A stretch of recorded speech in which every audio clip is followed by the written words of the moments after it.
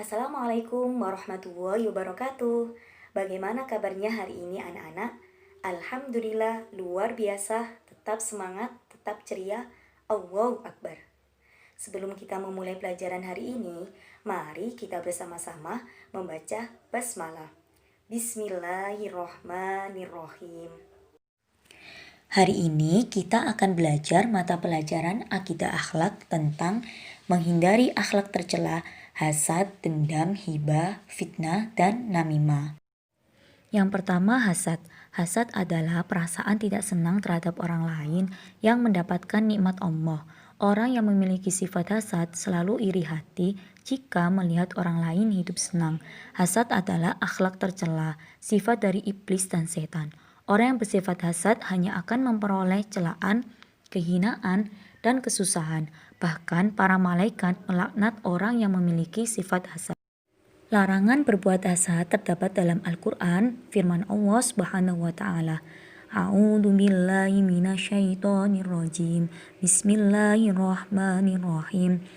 Wala tatamannaw ma faddalallahu bi ba'dakum ala ba'di lirrijali nasibun mimma iktasabu walin nisa'i nasibum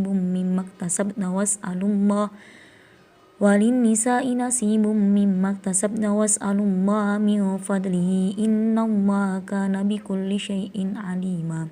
Artinya, dan janganlah kamu iri hati terhadap karunia yang telah dilebihkan Allah kepada sebagian kamu atas sebagian lain. Karena bagi laki-laki ada bagian dari apa yang mereka usahakan. Mohonlah kepada Allah sebagian karunia-Nya. Sungguh Allah Maha mengetahui segala sesuatu. Quran Surat An-Nisa ayat 32. Sifat hasad dapat ditimbulkan oleh beberapa sebab, yaitu 1. Tidak bersyukur terhadap nikmat yang diberikan oleh Allah, merasa kurang dan tidak puas terhadap nikmat yang dia terima. Yang kedua, adanya perasaan tidak senang kepada orang lain. Yang ketiga, adanya perasaan tinggi hati, tidak senang jika ada orang yang melebihi atau lebih baik darinya. Menghindari perilaku hasad yaitu 1. Senantiasa bersyukur terhadap nikmat Allah. 2. Berusaha menyenangkan orang lain. Yang ketiga, bersikap rendah hati. Dendam. Dendam artinya berkeinginan untuk membalas. Allah Subhanahu wa Ta'ala sangat membenci orang yang pendendam, karena sifat pendendam sangat membahayakan dan merugikan orang lain. Sebab-sebab yang menimbulkan dendam yaitu 1. Berupa tekanan orang atau pihak lain. 2. Berupa hukuman. 3. Berupa pemberian Allah baik dan buruk. 4. Kalah dan menang, senang dan susah. 5. Berupa anak dan harta. Menghindari perilaku dendam. Yang pertama, menyadari bahwa sesama orang beriman itu saudara. Yang kedua, melatih diri mengikis perilaku dendam. Jika hati senantiasa dilatih untuk mengikis perilaku dendam, maka akan mudah menghadapi perilaku seseorang yang menyakitkan dan mampu memaafkannya. Yang ketiga, saling memaafkan antar sesama dan lebih mendekatkan diri kepada Allah. Hibah. Hibah artinya mengumpat atau menggunjing, yaitu membicarakan atau mengatakan sesuatu yang tidak disukai orang atau kelompok lain, baik tentang fisik, keturunan, aib, akhlak, dan keburukan yang kadang hal tersebut tidak berdasarkan bukti dan belum tentu kebenarannya. Al-Quran menjelaskan tentang larangan untuk menggunjing, sebagaimana terdapat dalam surat Al-Hujurat ayat 12. A'udzu billahi minasyaitonir rajim. Bismillahirrahmanirrahim. Ya ayyuhalladzina amanu ijtanibu katsiran minadh dhanni inna ba'dadh dhanni ismun wala tajassasu wala yahtab ba'dukum ba'dan ayuhibbu ahadukum ayyakula lahma akhi maitan fakarihtumu wattaqumma innallaha tawwabur rahim. Artinya, wahai orang-orang beriman, jauhilah banyak prasangka. Sesungguhnya prasangka itu dosa, dan janganlah kamu mencari-cari kesalahan orang lain. Dan janganlah ada di antara kamu yang menggunjing sebagian yang lain.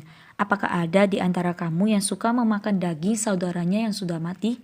Tentu kamu merasa jijik. Dan bertakwalah kepada Allah. Sesungguhnya Allah Maha penerima tobat, Maha penyayang. Quran Surat Al-Hujurat ayat 12. Sebab-sebab timbulnya hibah yaitu: 1. Ingin menghilangkan perasaan marah. Jika telah terlampiaskan marahnya ia merasa puas. 2. Kemegahan diri. Seseorang yang ingin dikatakan hebat dan mewah atau megah. Yang ketiga, menganggap orang lain lemah, rendah, dan hina. Menghindari perilaku hibah yaitu: 1. Menyadari bahwa setiap orang memiliki kekurangan dan kelebihan. 2. Menghindari sikap curiga kepada sesama orang lain. Yang ketiga, mempererat tali ukhuwah Islamiyah. Fitnah. Fitnah artinya perkataan yang bermaksud menjelekkan orang lain. Firman Allah, Quran Surat Al-Baqarah ayat 217. Artinya, sedangkan fitnah lebih kejam dari pembunuhan. Orang yang suka memfitnah biasanya orang yang pengecut. Dia tidak senang melihat orang lain hidup senang atau bahagia. Ia berupaya agar orang lain jatuh ke dalam kebinasaan. Fitnah dapat dilakukan orang yang takabur, selalu ingin lebih dari orang lain. Sebab-sebab yang menimbulkan fitnah yaitu: 1. Mengikuti hawa nafsu dan rusaknya tujuan. 2. Tergesa-gesa dan tidak sabar. 3. Hilangnya manhaj yang sholih. Menghindari perilaku fitnah yaitu: 1. Senantiasa menjaga akhlakul karimah dalam dirinya. 2. Apabila mendengar berita, hendaknya ditabayunkan terlebih dahulu. Yang ketiga, mengingat-ingat kebaikan yang telah dilakukan oleh orang lain. Yang keempat, menyadari bahwa setiap orang memiliki kekurangan dan kelebihan. Yang kelima, membiasakan untuk introspeksi diri atas kesalahan-kesalahan yang pernah dilakukan. Namimah. Menurut bahasa, namimah berasal dari bahasa Arab yang artinya adu domba. Menurut istilah adalah menyampaikan sesuatu yang tidak disenangi. Namimah pada hakikatnya adalah penyampaian atau menceritakan rahasia orang lain sehingga merusak nama baik orang lain tersebut.